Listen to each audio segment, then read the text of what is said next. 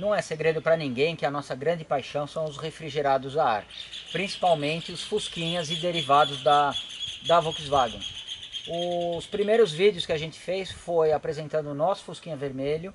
Depois a gente teve a oportunidade de ampliar para Fusquinhas de amigos, Fusquinhas de clientes. E aí a gente começou a variar. Tivemos a oportunidade de mostrar a Brasília do Fagner, onde a gente fez a montagem do chicote. Algumas variantes e inclusive um Carmanguia TC maravilhoso do Danilo. Mas eu concordava, eu tinha quase que a certeza que a gente teria que mostrar provavelmente antes uma TL, até ter a oportunidade de mostrar um SP2 igual esse, amarelo Safari, maravilhoso, ano 1974, do meu amigo César.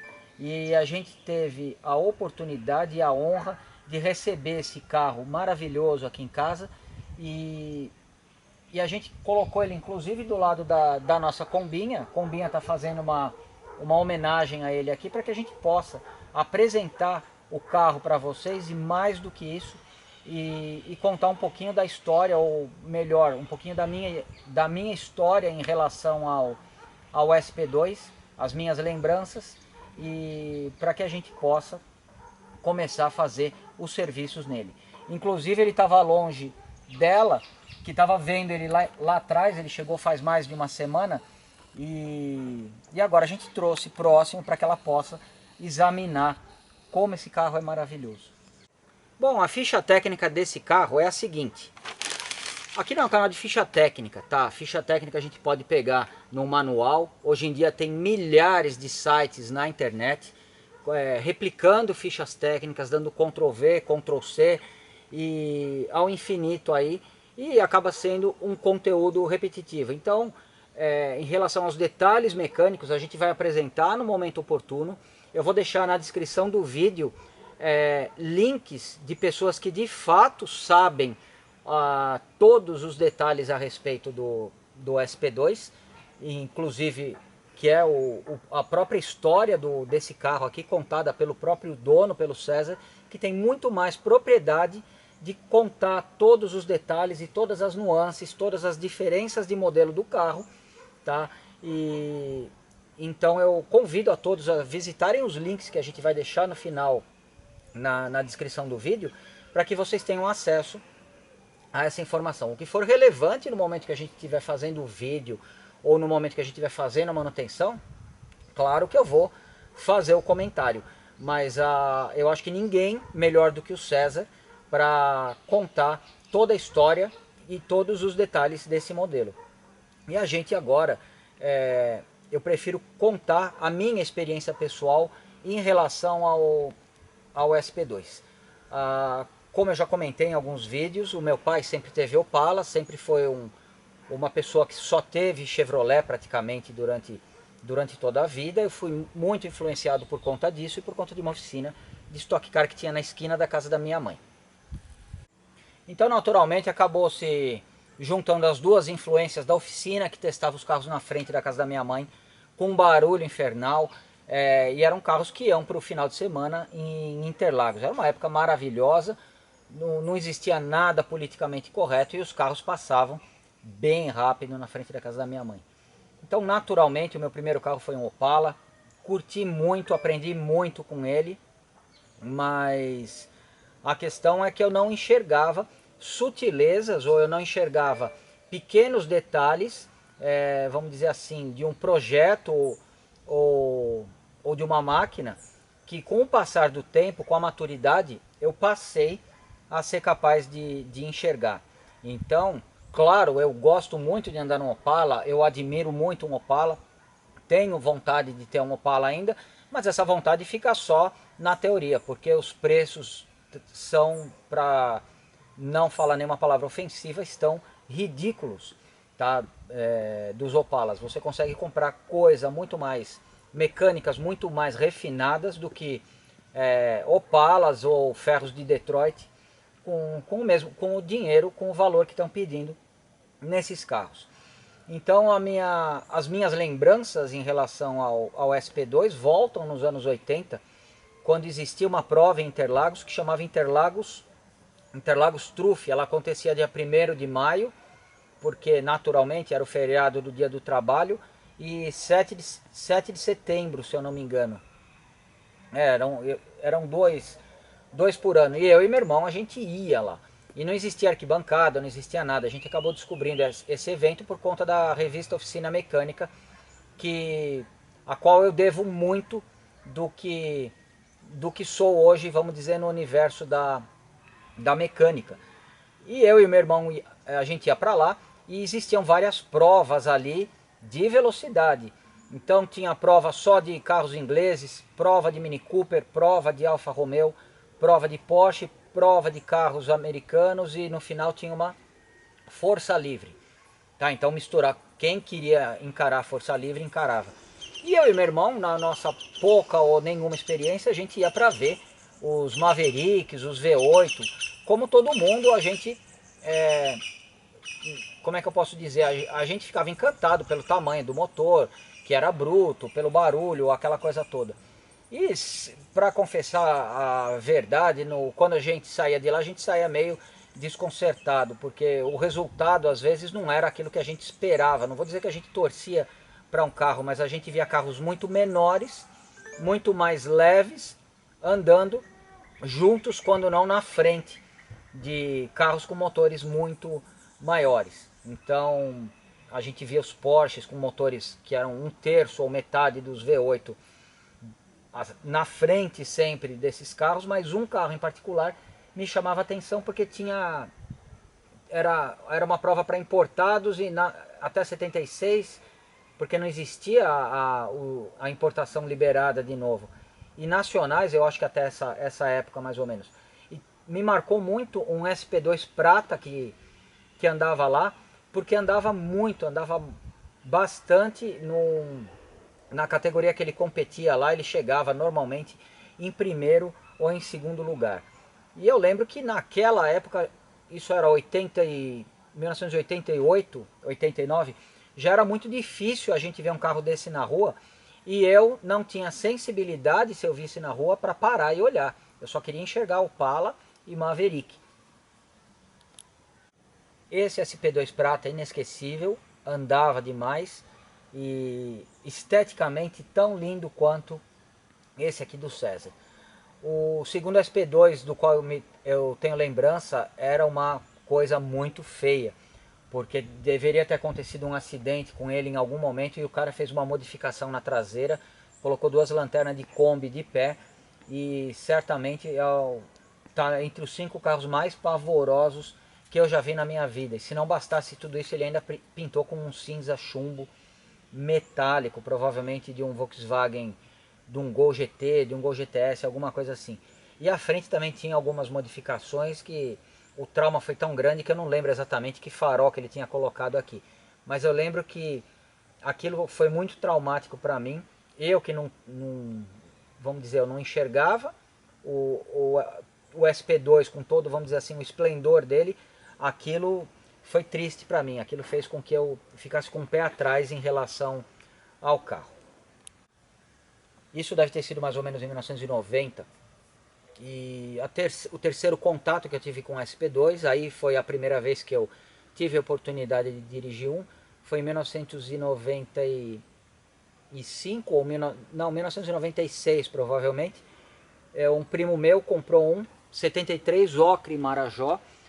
Era numa época que o Plano Real tinha pouco tempo de existência e o dólar estava 1 para 1 em relação ao real. E eu lembro que era muito fácil, acabou virando uma referência para mim essa época, porque quando as importações foram liberadas, logo em seguida, em 1990, logo em seguida veio o Plano Real, era muito comum você encontrar Camaros, Mustangs por $5.000, era um preço tabelado. Francamente, é o valor que eu considero justo para um carro desse. O SP2 do meu primo, ele pagou na época o equivalente a R$3.000, que seriam $3.000. E ele comprou, um dia a gente se encontrou, eu examinei o carro, era Ocre Marajó, pintura toda original, ele tinha pequenos podres aqui no paralama, ele tinha uma certa preocupação para cuidar disso. andei no carro, muito gostoso, muito original, mas precisava de alguns serviços de funilaria, ele acabou ficando com medo, me ofereceu o carro para que eu comprasse. Eu tinha comprado o meu Fusquinha vermelho há pouco tempo e não tinha dinheiro para... eu não tinha dinheiro, porque eu já tinha comprado meu Fusquinha só na TV a cabo, que o cara tem dinheiro para comprar 500 mil carros, tá? Então eu me planejei bastante, consegui comprar o meu Fusquinha vermelho e estava muito feliz com ele. E eu falei para meu primo, não dá, bem que eu queria e tal, mas não vou conseguir comprar esse carro.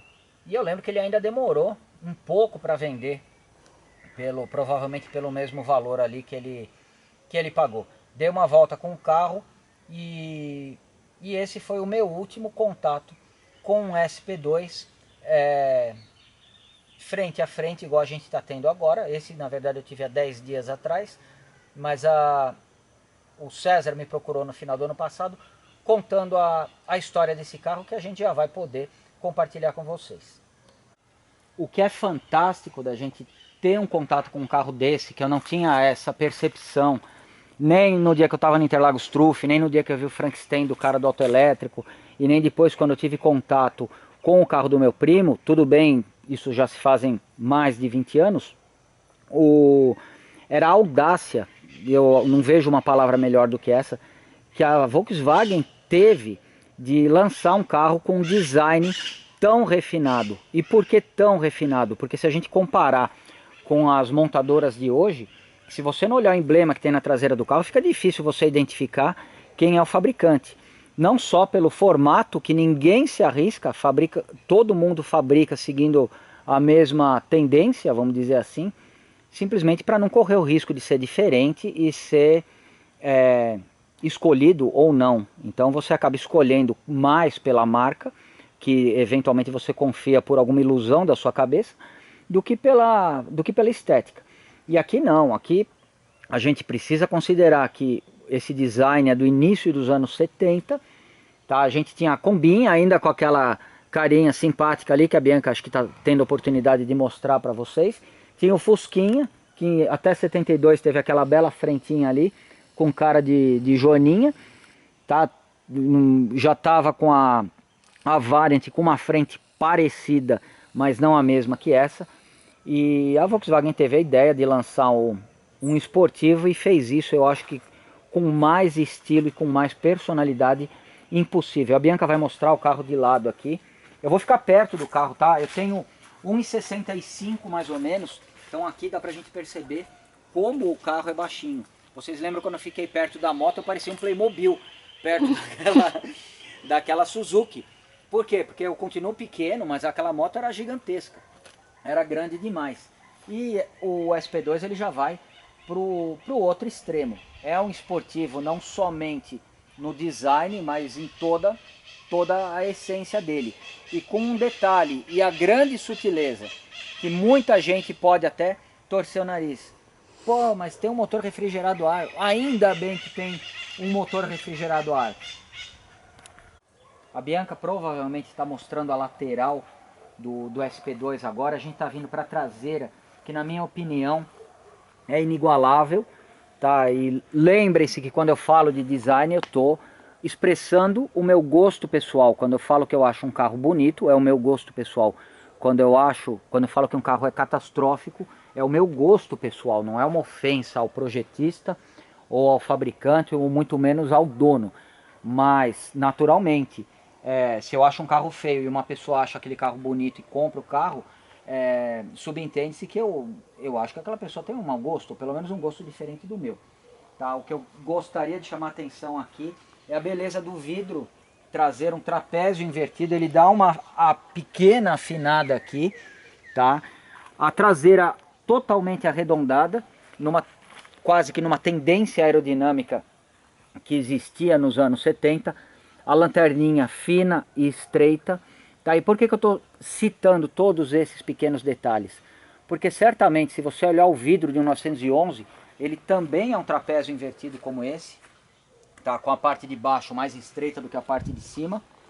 Não tem como negar que a lanterna é muito similar à lanterna do 911, A gente percebe que o projetista tomou cuidado de não colocar um trinquinho aí, uma pequena maçaneta, para não tirar a estética da traseira. O próprio pequeno para-choque aqui, ele está só para cumprir a função da legislação e interferindo o mínimo possível na questão estética. Ou seja, tudo aqui foi muito bem desenhado, com muito bom gosto. A traseira, agora é uma observação e uma opinião pessoal minha, ela me lembra e muito a do Porsche 928, que particularmente eu acho feia, tá? Não é porque é um Porsche que eu tenho que achar bonito, não.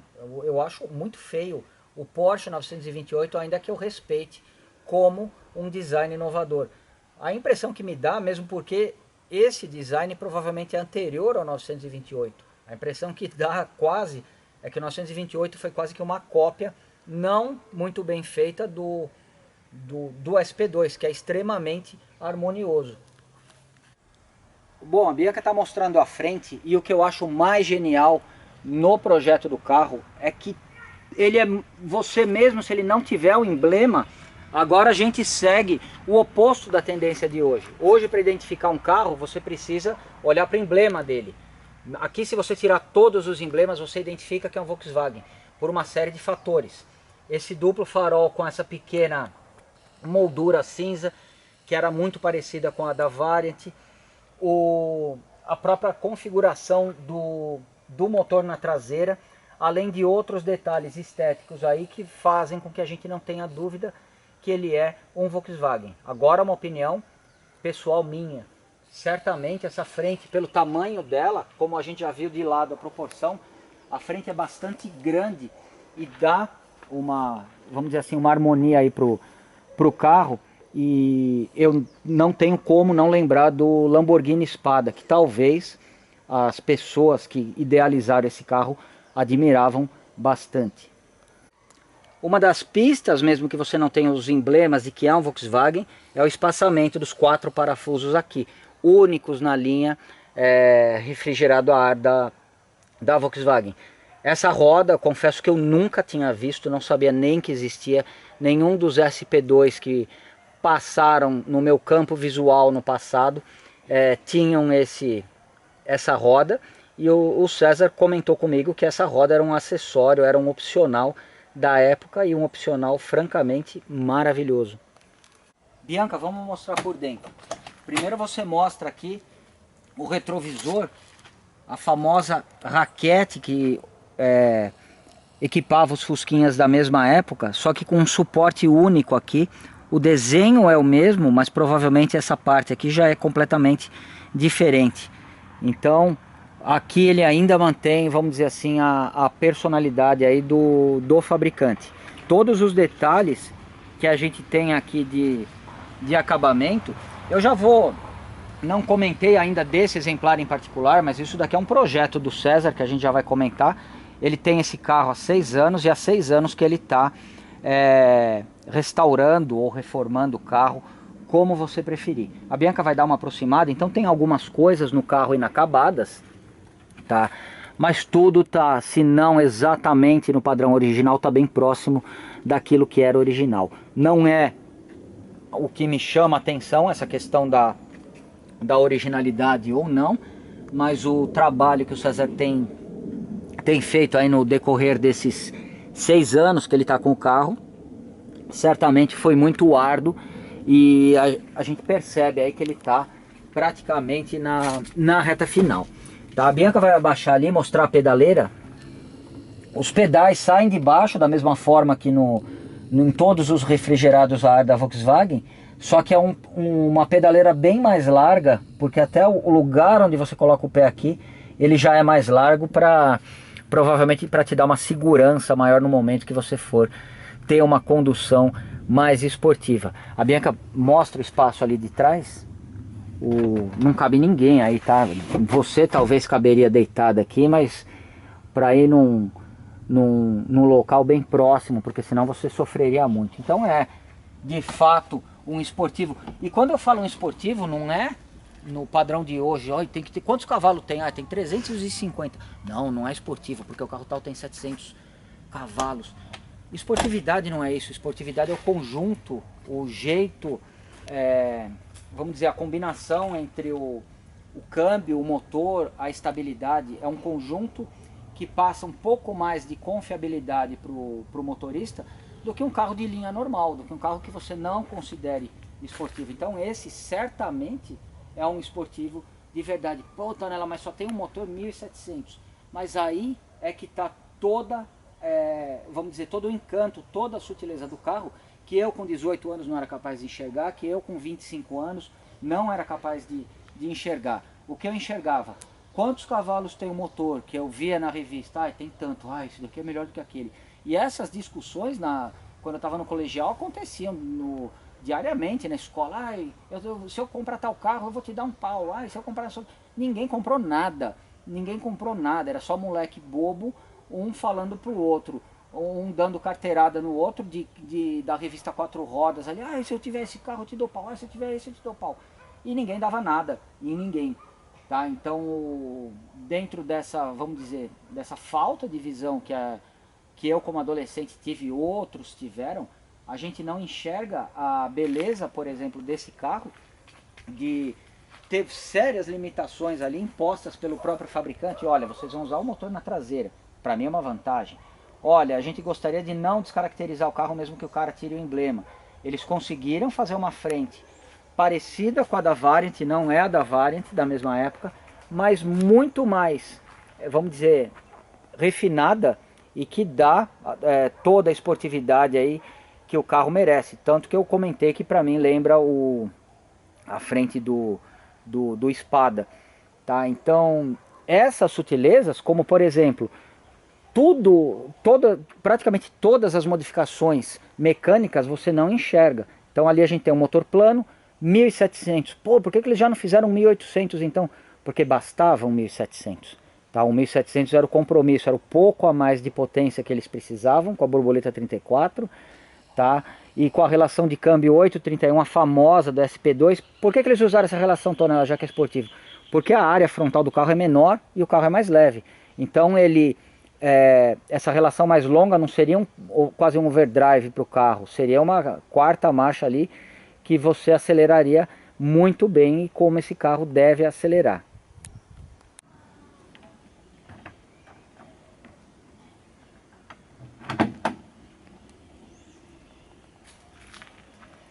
Porta-malas é bastante grande considerando a proposta esportiva dele. O César tem um monte de coisas que ele carrega aqui, inclusive a haste do limpador original, que é pantográfica, tá? E que provavelmente em algum momento aí ele está precisando modificar o eixo aqui embaixo do limpador. A gente vai conversar lá com o pessoal da Eltron para ver se eles têm alguma coisa no estoque ou se eles podem disponibilizar um eixo para esse carro. Tem uma série de outras pecinhas aí que ele já me mostrou, que são peças de acabamento que fazem parte aí vamos dizer, da restauração ou da reforma cosmética do carro. O step, ele conseguiu encontrar uma quinta roda e colocou o step no mesmo padrão das quatro rodas do carro. Agora a gente vai lá e vamos abrir o motor, Bianca. Aqui a gente tem um motor plano, bastante similar àquele que a gente encontra na Variant ou no TL, ou mesmo no Karmann TC. A diferença principal é que esse motor ele usa o kit de pistão de 88 milímetros. Ah, Tonela, meu vizinho comprou uma Kombi e está me vendendo um motor e falou que é 1700. É mentira, tá? O único motor 1700 que saiu foi no SP2. Você compra um kit 88 milímetros se você quiser, você encontra ainda, tá? Você encontra de vários fabricantes. Mas qualquer motor torque ele é 85,5. Não existe Kombi 1700. Então eu prefiro acreditar que pela falta absoluta de informação o cara confunde de repente a potência do motor ou o torque que o motor pós 84 tem a mais ali pelo próprio acerto dele com o deslocamento, Tá, então vamos apostar que o cara, quando ele fala que ele tem um motor 1700 de Kombi, ele não está tentando enganar ninguém. É que ele não sabe e ele confunde a potência com o deslocamento. Aqui a gente está olhando provavelmente para a fonte dos problemas desse carro, e o motor é o motivo principal dele estar aqui. Que a gente vai fazer uma regulagem completa para trazer toda a confiabilidade para o César poder rodar tranquilamente com o carro. A mesma falta de sensibilidade, vamos dizer assim, que eu tinha na década de 80 ou no início da década de 90, mas que agora eu acordei e que eu percebo a perfeição, vamos dizer, no projeto, na sutileza. O cara não usou o motor 2.0, ele aumentou um pouquinho o deslocamento, ele colocou uma relação de câmbio um pouco mais longa. Então todos esses pequenos diferenciais eram vamos dizer assim, o que tornava o carro esportivo.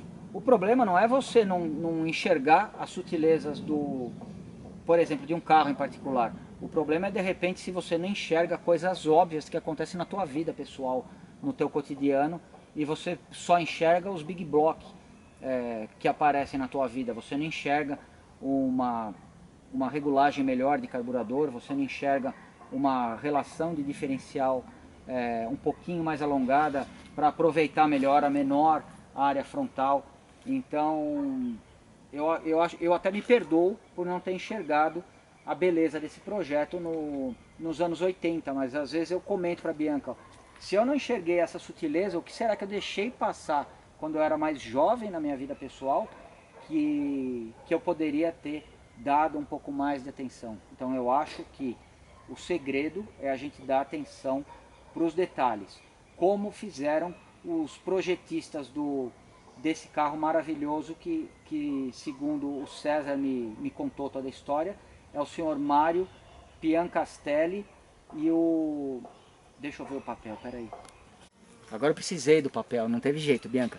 É o senhor Mário Piancastelli, que é o cara genial que fez esse desenho junto com o José Movita. Então, ainda que eu não tenha conhecido os dois pessoalmente, eu torno pública aqui a minha admiração incondicional diria pela audácia, porque hoje acho que ninguém tem espaço para fazer isso em nenhuma montadora, nem do Brasil e nem de nenhum lugar do mundo. Ninguém hoje em dia se dá o luxo de ser diferente. Na verdade, a maioria não se permite ser diferente. Uma pequena minoria, uma seleta minoria se permite, como o próprio César. Tá, o César ele é bastante mais jovem do que eu, e a história dele com o SP2 é uma história muito bacana. Antes dele nascer, o pai dele teve um 73 Ocre Marajó, que ele acabou dando PT. Tá? Olha como são as coisas, como as nossas lembranças fazem com que a gente transforme as lembranças em bens materiais, como o que a gente está vendo aqui. Antes dele nascer, o pai dele deu PT num SP2 73, Ocre Marajó. César, me perdoa se eu esquecer algum detalhe ou se eu contar um pouquinho, pular alguma parte. Tá? E depois, quando o César nasceu, na casa dos avós dele, existiam algumas revistinhas da Mônica. Ele me contou essa história. Eu li a revistinha da Mônica no final dos anos 70, no início dos anos 80 até o final dos anos 80. E eu não lembro dessa propaganda. Ele me falou que tinha uma propaganda na revistinha da Mônica, deviam ser revistinhas antigas que estavam que ele deve ter lido essas revistinhas no final dos anos 80, mas deviam ser revistinhas com 10, 15 anos talvez, tá? Que estavam guardadas ali. Então no meio da revistinha tinha lá a revista Placar, ia sortear um SP2 prata para quem participasse de uma promoção. E toda revistinha que ele abria, ele via aquela propaganda. Toda revistinha que ele abria, ele via aquela propaganda. O pai contou que tinha um SP2 e ele ficou doido. Aí, se não bastasse tudo isso, um dia o pai achou a chave do carro que tinha dado PT e deu para ele a chave. Então aí não teve jeito. Ele virou adolescente, cresceu, ficou adulto, começou a trabalhar e falou, pô, eu vou ter um SP2. E o que ele fez? A maior aventura da vida dele, segundo o que ele me contou no dia que a gente se conheceu. Ele encontrou esse carro pela internet há 6 anos atrás, 6 anos e pouquinho, no Rio de Janeiro, comprou sem ver, foi lá buscar e voltou dirigindo um carro que ele não conhecia, não sabia o estado e nem imaginava como estava. Bom, enfim, chegou são e salvo e a partir daí ele começou a cuidar de, vamos dizer assim, de modificar o carro a critério dele. Essa história de propriedade dele, e eu acho que ninguém melhor do que ele contar para vocês toda a saga dele, por isso que eu estou deixando os links aí, tanto do blog dele como do clube do SP2 ali embaixo, inclusive de um site alemão, se eu não me engano, que o pessoal provavelmente na Alemanha imediatamente enxergaram essas sutilezas que vamos dizer, o brasileiro comum, eu me colocaria como um brasileiro comum se eu fosse um adulto nos anos 70, eu não teria, a verdade é essa, não teria enxergado toda essa sutileza. E provavelmente os alemães viram e entenderam tudo, entenderam as entradas de ar, entenderam a frente, entenderam todas as nuances aí que um barulho, vamos dizer, de um 6 cilindros com um 6 em 2 não me deixava perceber, ou então que um Maverick passando em frente da minha casa também não me deixaria perceber. Então, esse é o carro que a gente precisa mexer. O que aconteceu? A viagem de estreia desse carro aconteceu no encontro de Águas de Lindóia de 2016, agora, faz um mês ou talvez menos de um mês. O ano passado, em novembro, o César tinha entrado em contato comigo e falou que ele estava na fase final de restauração do carro e que ele gostaria muito de trazer para que eu fizesse uma revisão mecânica. A verdade é que não deu tempo dele fazer a revisão antes do encontro que ele gostaria muito de ter ido, e ele foi. No momento que ele estava voltando, o carro começou a falhar, apresentou alguns problemas mecânicos e o trechinho final da viagem ele foi transportado pelo guincho. Tá? Isso é normal no mundo real acontecer. Então o que aconteceu? Ele antecipou, na verdade, imediatamente depois do evento lá em Águas de Lindóia, ele entrou em contato comigo e falou: Tonela, posso levar o carro? Eu falei: claro, claro, claro, você pode trazer um SP2 que eu vou ficar muito feliz. E ele trouxe, veio de guincho. Então esse é o motivo pelo qual a gente não pode levar ele na pista de testes. Porque deu trabalho para eu tirar ele dali da casinha onde ele estava e trazer ele até aqui, porque ele não sustenta a marcha lenta, ele está com um cheiro muito, muito forte de gasolina, e a gente vai começar a partir da semana que vem fazer uma revisão completa, tanto no sistema de ignição como na parte de carburação. O fato da gente não poder ir na pista de testes não significa que a gente não possa dar uma partida nele agora.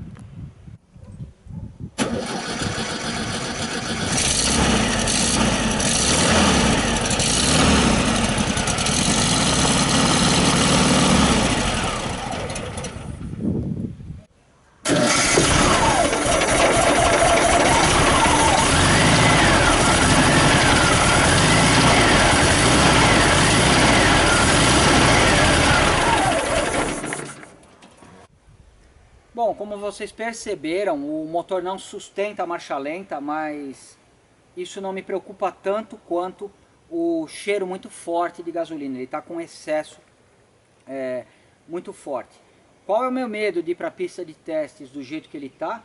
É simplesmente da gente ter uma pane lá, igual a gente já teve com o Fusquinha do Lucas, no dia da bobina, do Venturi variável, quando a gente já teve com o Opala do Davi. E por quê? Porque eu sei que eu vou entrar em pânico se esse carro der uma pane, e eu não vou ter estrutura psicológica para tentar resolver ali na hora, mesmo porque é o motivo pelo qual ele está aqui.